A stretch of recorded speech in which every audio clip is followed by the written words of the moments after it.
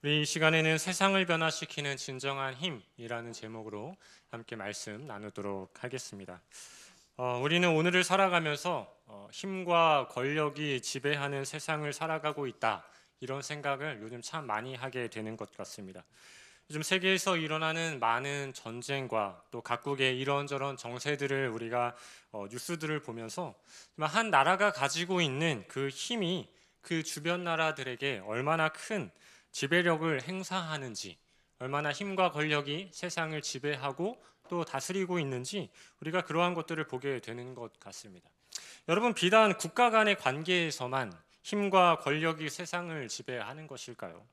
우리는 각기 저마다 자신들이 살아가는 세상이 있죠. 가정이라는 세상이 있고, 또 직장이라는 세상이 있고, 학교라는 세상이 있습니다. 우리는 각자가 속해 있는 여러 세상 속에서 그 세상 속에서도 힘과 권력이 지배하는 그러한 세상임을 경험하며 살아갈 때가 있는 것입니다. 그러면 제가 지금도 매우 큰 키는 아니지만 저는 어렸을 때는 정말 키가 작은 아이 학생이었습니다. 여러분, 초등학교나 중학교가 되면은 그 자리를 어떻게 배정하냐면 키 순서대로 자리를 배정했었거든요. 근데 저는 거의 모든 초등학교와 중학교 때까지, 중학교 3학년 때까지 거의 다 앞자리에 앉는 그런 키가 작은 학생이었어요. 근데 제가 이 중학생이 되었는데 처음으로 이 힘이 지배하는 세상이 무엇인가를 경험하게 됐던 것 같아요. 중학생임에도 불구하고 저는 키가 작은 아이였는데, 중학생임에도 불구하고 키가 크고 덩치가 큰 정말 아저씨같이 생기는 그런 친구들이 있었거든요. 그런 친구들이 꼭 무엇을 하냐면 운동을 해요. 합기도나 이런 운동들을 꼭 했습니다. 근데 이제 60명이라는 학생들이 모여 있는 그 학교에 이 학교라는 세상이 어떤 담임 선생님이 아니라 그 학생들의 힘에 의하여서 지배되어지는 공간이라는 사실들을 그때 제가 좀 알게 된 것 같아요. 그렇다고 해서 제가 그 친구들에게 빵을 사다 주거나 우유를 사다 주거나 그러지는 결코 않았는데요. 어쨌든 힘이 지배하는 이 세상의 구조가 학교라는 이 작은 틀을 벗어나면 저는 없을 줄 알았는데, 오히려 학교라는 틀을 벗어나니 더 크게 힘과 권력이 지배하는 세상을 경험하게 되었던 것 같습니다. 그러면 저는 결혼을 하면, 나의 가정을 꾸리게 되면 나의 가정이라는 나에게 주어진 이 세상은 어떤 나의 힘과 나의 권력으로 지배할 수 있는 곳이라고 생각을 했습니다. 엄청난 착각이었죠. 저보다 더 큰 힘과 권력을 가지고 있는 존재가 아내라는 사실을 미처 알지 못했던 것입니다. 너무 안타까워하시네요. 그런데 더 안타까운 것은, 여러분, 세상과 달라야 할 곳조차도 다르지 않는 지배 구조를 가지고 있다는 사실입니다. 제가 신대원을 다닐 때에는 하나님의 지식을 공부하는 그런 선지동산이라고 불려지는 그 학교에서조차도 예외 없이 세상과 같은 권력과 힘이 지배하는 곳이라는 사실을 정말 느끼게 되었습니다. 어떤 총장이나 이사장이라는 그러한 자리에서 주어지는 어떤 권력과 힘, 그것으로 학교의 여러 행정들과 사람들을 지배하려 하는 그러한 모습들을 보면서 세상과 달라야 할 곳조차도 다르지 않음이 참 안타까웠던 것 같습니다. 그런데 여러분, 생각해보면 이 힘과 권력이 세상을 지배하는 구조는 어떤 세대가 바뀐다고 해서, 시간이 많이 흐른다고 해서 결코 변하는 것은 아닌 것 같습니다. 왜냐하면 늘 새로운 힘과 새로운 권력은 다시 나타나게 되기 때문이죠. 그래서 일어나는 것이 이전의 힘과 새로운 힘이 서로 힘을 겨루는 것, 그것이 수없이 반복해온 여러 싸움과 전쟁의 모습들로 나타나는 것 아니겠습니까? 여러분, 이처럼 힘과 권력이 세상을 지배하려 하는 이 멈추지 않는 반복되어지는 모습들은 도대체 왜 일어나는 것일까요? 여러 이유들이 있을 수 있겠지만 바로 내 힘, 내가 가지고 있는 권력으로 이 세상을 바꿔낼 수 있다라고 생각하기 때문입니다. 그러나 내 힘과 권력으로 지배하려 했던 이 세상의 모든 도전들은 다 실패하였다는 사실을 우리는 역사를 통해서 너무나도 잘 알고 있지 않습니까? 여러분, 잘 알고 있는 몽골의 징기스칸은 유럽을 정복하려 했지만 결국 실패하게 되었죠. 그리스부터 인도까지 다 정복하여서 거대 제국을 이루었던 알렉산더 대왕 역시도 그 끝은 어떻게 되었습니까? 결국 다 분열하여 실패하고 말았죠. 독일의 히틀러나 나폴레옹 역시도 자신들의 힘으로 지배하려 했던 그 모든 결과들은 다 실패로 끝나버리고 말았다라는 것입니다.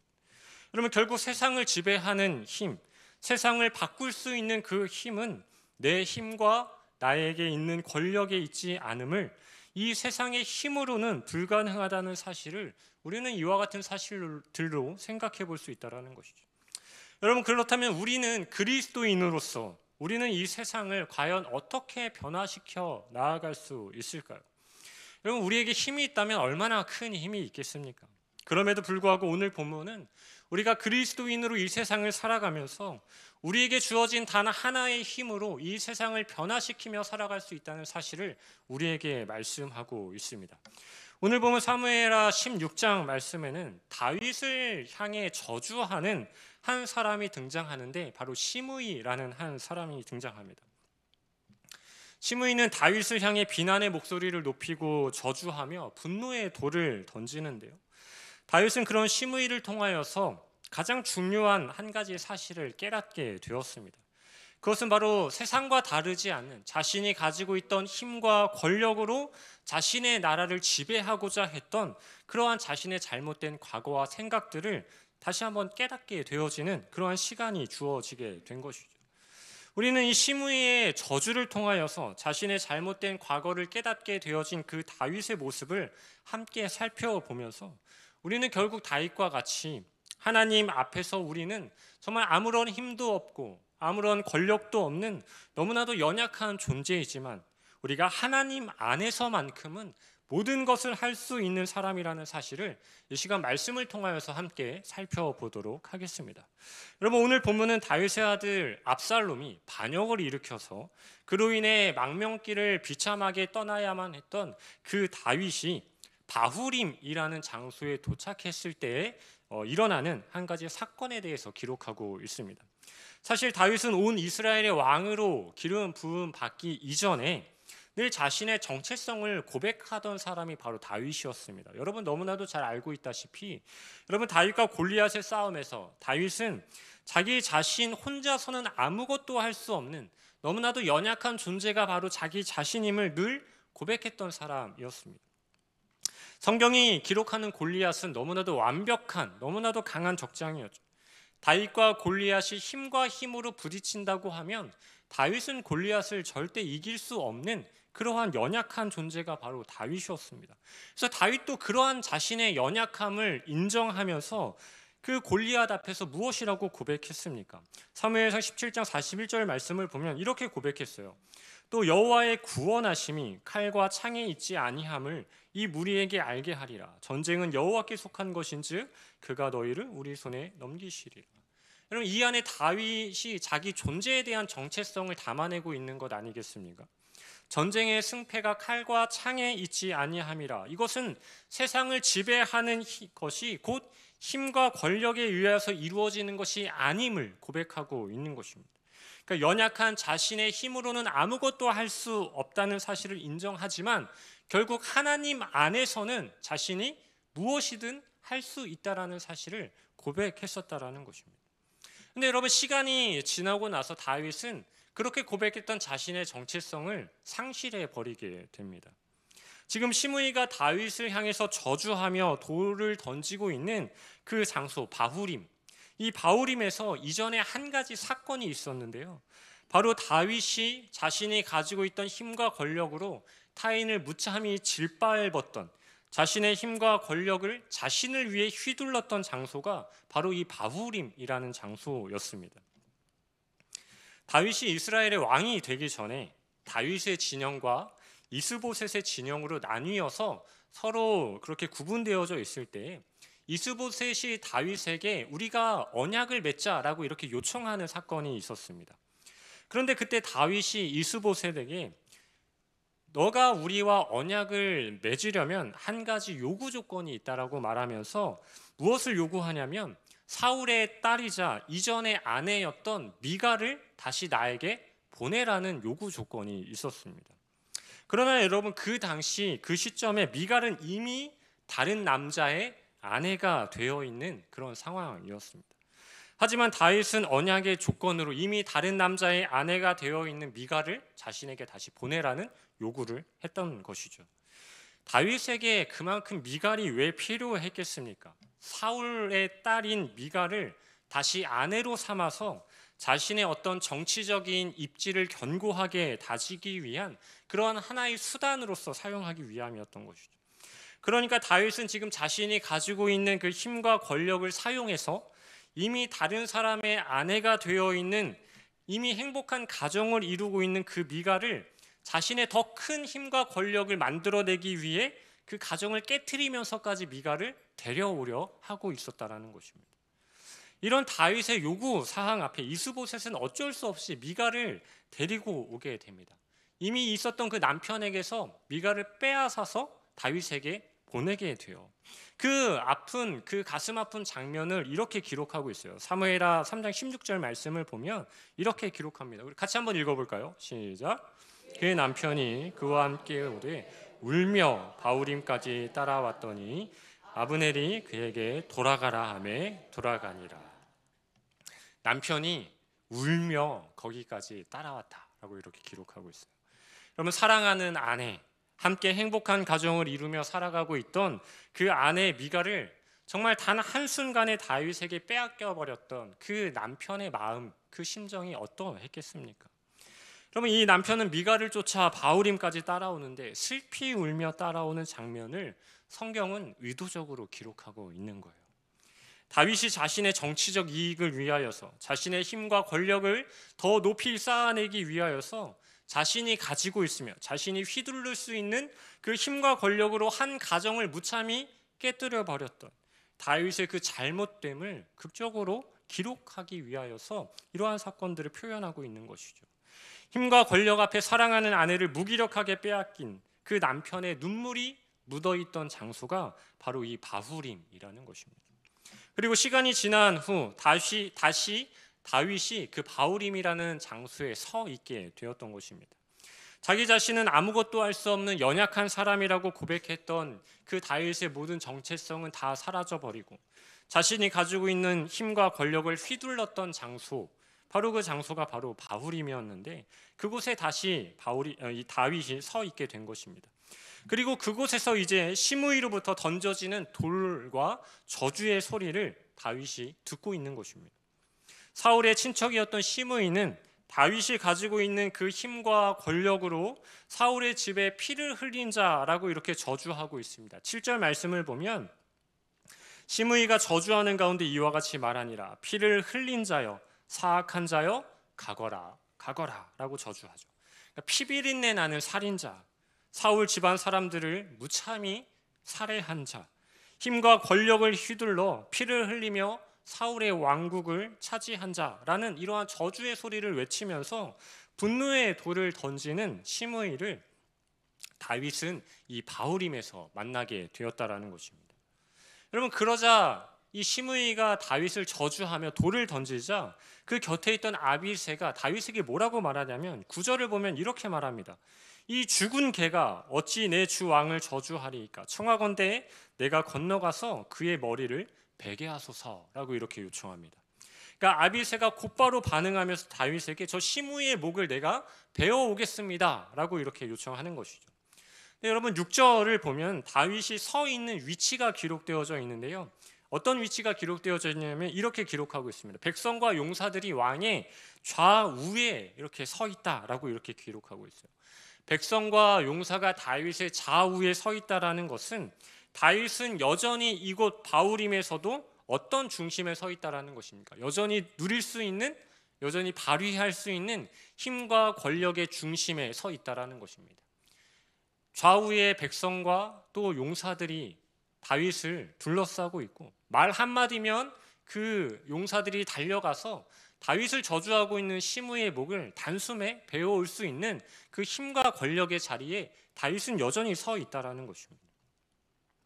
그런데 시므이는 어떻습니까? 저 멀리 돌을 던져도 돌이 닿지 않는 그러한 곳에서 아무런 힘도 없이 연약하게 그저 돌을 던지며 먼지를 일으키며 다윗을 저주하고 있는 것입니다. 그런데 이 시므이의 저주가 쏟아지는 그곳에서 다윗은 무엇이라고 말했겠습니까?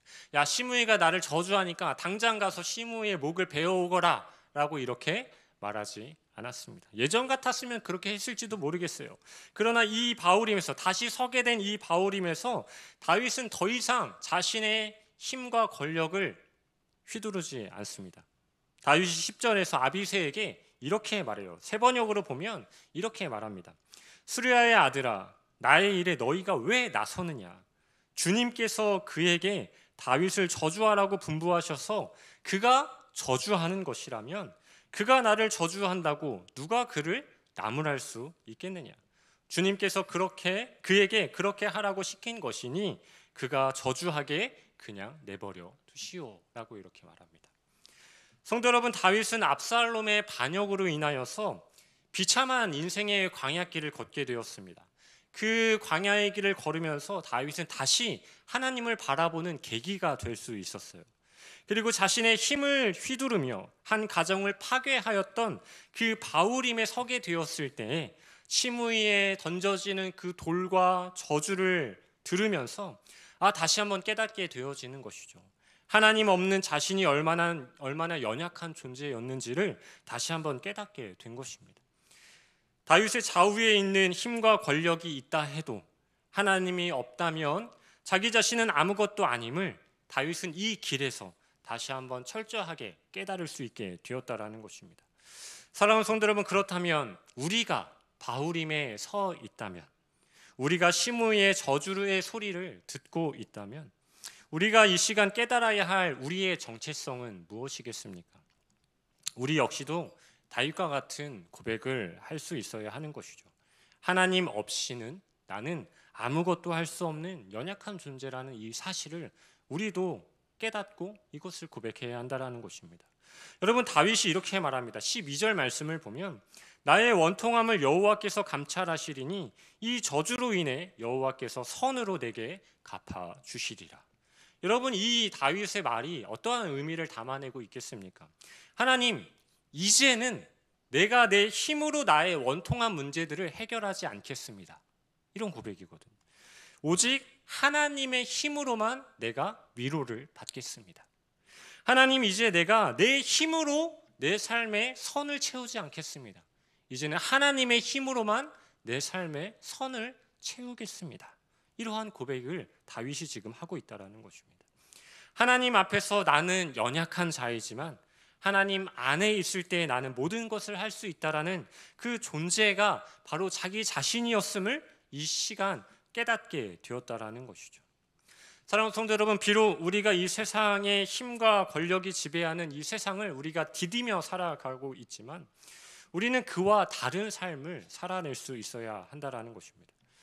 내가 하려고 하는 일들 앞에서 우리는 잠시 모든 우리의 걸음을 멈추고 우리도 바울임의 자리에 서 있을 수 있어야 한다라는 것입니다. 우리도 바울임이라는 자리에 우리가 함께 서서 우리도 다시 한번 깨닫고 기억해내야 하는 것이죠. 나라는 존재가 아무것도 할 수 없는 연약한 존재이지, 그러나 하나님 안에서만큼은 내가 무엇이든 할 수 있는 존재이지, 이것을 우리가 함께 생각할 수 있어야 한다라는 것이죠. 여러분이 힘과 권력이 지배하는 사회구조 속에서 한 구성원으로 살아가는 한 우리는 결코 힘과 권력이 지배하는 이 범주를 벗어나지는 못할 것입니다. 만일 여러분, 내가 일하는 직장에서 부하 직원이 있거나 후배들이 있다면 어쩌면 선배라는 이름으로, 아니면 내가 사업체를 운영하고 있다면 내가 사장이라는 이름으로 그들에게 힘과 권력을 휘두를 수 있는 사람이 되는 것입니다.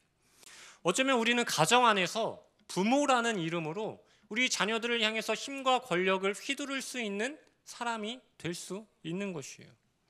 또는 어쩌면 우리는 교회 목사라는 이름으로, 또는 직분자라는 이름으로 교회 안에서도 힘과 권력을 휘두를 수 있는 사람이 될 수도 있는 것입니다. 직장에서, 가정에서, 교회에서 어떤 부하 직원들을 대하고 자녀들을 대하고 성도들을 대할 때 우리는 늘 바울임에 서 있는 다윗과 같이 기억해내야 한다라는 것이에요. 나는 하나님 앞에서 아무것도 아니며 오직 하나님만이 이들의 참 주인이 되신다는 사실, 우리는 이 사실을 날마다 기억해낼 수 있어야 하는 것이죠. 내 힘과 권력이 이들을 지배하는 것이 아니라 하나님 안에서 이들이 다스림을 받게 하는 것, 이것이 우리가 이 세상에 존재하는 목적이고 그것이 우리가 이 세상을 변화시킬 수 있는 힘이라는 사실을 우리는 기억해야 하는 것입니다. 따라서 우리가 늘 기억해야 하는 것이 무엇이겠습니까? 진정한 힘으로 세상을 바꾸신 한 분을 우리는 기억해야 하는 것이죠. 그분이 누구십니까? 바로 우리 예수 그리스도시죠. 세상의 힘과 권력에 대항하시고 세상을 변혁시키기 위해 목숨까지 내어놓으신 분이 바로 우리가 믿는 예수님이시죠. 예수님은 종교와 정치의 힘과 권력을 지닌 이 기득권자들을 변화시키기를 원하셨어요. 그들이 다스리는 이 세상을 변화시키기를 원하셨던 것이죠. 그러나 예수님은 그 기득권자들을, 그 세상을 예수님이 가지고 있던 어떤 힘과 능력으로 그것을 단번에 변화시키려 하지 않으셨습니다. 물론 예수님은 단번에 변화시킬 수 있는 엄청난 힘과 권능을 가지고 계신 분이셨지만 그것을 함부로 사용하지 않으셨다라는 것입니다. 예수님께서는 오히려 어떠한 방법을 선택하셨습니까? 무엇으로 세상을 변화시키셨습니까? 예수님께서는 오히려 모든 힘을 다 빼시고 오히려 십자가에 죽는 것을 선택하심으로 세상을 변화시키셨던 것이죠. 예수님께서 십자가에 죽으심으로 세상이 어떻게 변화되게 되었습니까? 사탄의 힘과 권세 아래 놓여있던 이 세상이 예수님의 죽으심과 부활하심으로 인해 이제 하나님의 힘과 권세 아래, 하나님의 통치 아래 다스림을 받는 세상으로 다시 변화될 수 있게 된 것 아니었습니까? 그리고 우리가 지금 그 세상을 살아가고 있는 것이죠. 따라서 사랑하는 성도 여러분, 우리는 이 세상을 살아갈 때 우리가 가지고 있는 힘과 세상으로 나의 세상을 변화시킬 수 있는 것이 아니구나 하는 것을 날마다 기억해야 하는 것입니다. 나의 세상, 나의 가정, 나의 직장, 나의 학교, 나의 범주에 있는 모든 것들을 내 힘으로 변화시킬 수 있는 것이 아니구나. 예수님께서 십자가로 세상을 변화시켰듯이 우리도 예수 그리스도를 통해 나의 세상을 변화시켜야 하는 것이구나. 여러분, 세상이 나를 통해 하나님을 보게 된다면, 세상이 나를 통해 주님의 십자가를 목격하게 된다면 우리는 우리를 통해 세상을 변화시키게 만들게 되는 것이죠. 이것은 우리가 살아가고 있는 가정이라는 세상, 나의 삶이라는 하나의 세상을 변화시키게 되는 원리가 되는 것이죠. 내 힘이 아닌 하나님의 힘으로 내 삶과 우리의 가정을 변화시킬 수 있게 되기 때문입니다. 따라서 우리는 우리가 가지고 있는 우리 자녀들을 향한 우리의 힘과 권력을 때로는 내려놓을 수 있어야 하는 것입니다. 참 많은 부모님들이 자녀들을 향해서 정말 자녀들이 잘 되기를 바라는 마음으로 자녀들이 좋은 대학을 가게 하기 위하여서, 자녀들이 좋은 직장에 가게 하기 위하여서 욕심을 갖다 보니 그 자녀들을 향해서 힘과 권력을 행사하는 부모들이 참 많이 있는 것을 제가 이 학생 사역을, 주일학교 사역을 하면서 참 많이 봤던 것 같아요. 우리는 자녀들에게 우리를 통해 오히려 주님을 바라볼 수 있게 하는 그러한 욕심을 가져야 하는 것이에요. 그래야 우리의 자녀들이 이 세상이 지배하는 그 힘과 권력에 의하여서 살아가는 것이 아니라 정말 하나님이 다스리시는, 하나님의 힘과 권능이 임하는 그러한 세상을 우리의 자녀들이 살아갈 수 있게 되기 때문인 것이죠. 여러분, 우리의 사업도 마찬가지입니다. 우리가 운영하는 사업이 나의 힘과 나의 권력으로 어떻게든 잘 세워보려 하는 시도들이 있다면 우리는 그 시도들을 잠시 멈추고 하나님의 힘과 하나님의 능력으로 이 우리의 사업들이 잘 일으켜 세울 수 있는 그러한 시도들을 우리가 해야 한다는 것이죠. 교회를 나의 기득권으로 채우려는 그러한 마음도 내려놔야 하는 것입니다. 내가 바꿔내고 싶은 내 삶의 문제와 환경들이 있다면 그 안에서도 여전히 내 힘이 아닌 하나님의 힘으로 바꾸어 내려는 시도들을 우리가 해야 한다는 것이죠. 왜냐하면 첫 번째 무엇이었습니까? 나는 아무것도 아닌 존재이기 때문입니다. 그러나 우리가 하나님 안에서 모든 것을 할 수 있기 때문인 것이죠. 사랑하는 성도 여러분, 내 힘과 권력을 내려놓는다는 것은 그러나 결코 쉬운 것은 아니죠. 여기에는 바울의 고백과 같이 나를 십자가에 못 박는 것과 같은 노력이 필요한 것입니다. 갈라디아서 2장 20절 말씀에서 바울은 이렇게 고백하죠. 내가 그리스도와 함께 십자가에 못 박혔나니 그런즉 이제는 내가 산 것이 아니요 오직 내 안에 그리스도께서 사시는 것이라. 그러니까 내 힘과 내 권력을 다 내려놓는다는 것은 내가 죽어진다라는 것을 의미하는 것이죠. 내 자아가 죽어지고 내 욕심이 죽어지고 내 욕망이 죽어지는 것을 의미합니다. 그러나 그 안에서 예수님께서 살아나시는 것, 예수님께서 내 삶을 살아내어 주시는 것, 이를 위해서 우리가 해야 할 것이 무엇이겠습니까? 우리가 오늘도 나의 삶의 자리에서 바울임에 서 있을 수 있어야 한다라는 것입니다. 내 삶의 바울임에 서서 우리는 오늘도 다시 한번 생각해내야 한다는 것입니다. 내가 어떠한 존재인지, 내가 어떻게 나의 삶을 변화시킬 수 있는 것인지 기억해내야 한다라는 것이죠. 우리가 종종 부르는 찬양 중에 이러한 가사가 있지 않습니까? 나는 아무것도 아닙니다. 주님의 사랑이 없으면. 나는 아무것도 모릅니다. 주님의 지혜가 없으면. 나는 아무것도 못합니다. 주님의 능력이 없으면. 나는 한순간도 못 삽니다. 주님의 생명이 없으면. 여러분, 이 찬양의 가사의 고백이 정말 우리의 인생의 고백이 될 수 있기를 간절히 소망합니다. 여러분, 다윗의 존재를 깨닫게 된 바울임, 여러분의 삶의 자리가 바울임의 자리가 될 수 있기를 다시 한번 주님의 이름으로 간절히 소망합니다. 우리에게 주어진 바울임이라는 삶의 자리에서 이제 우리가 어떻게 나의 세상을 변화시켜 갈 것인지, 나를 통해 어떻게 나에게 주어진 이 삶의 자리를 하나님 기뻐하시는 자리로 변화시켜 갈 것인지 우리가 함께 깨달을 수 있기를 간절히 소망합니다. 그리고 오직 하나님의 힘과 하나님의 능력으로 여러분들의 세상을 아름답게 변화시켜 갈 수 있는 우리 모든 성도님들의 삶의 자리가 될 수 있기를 주님의 이름으로 간절히 축복합니다.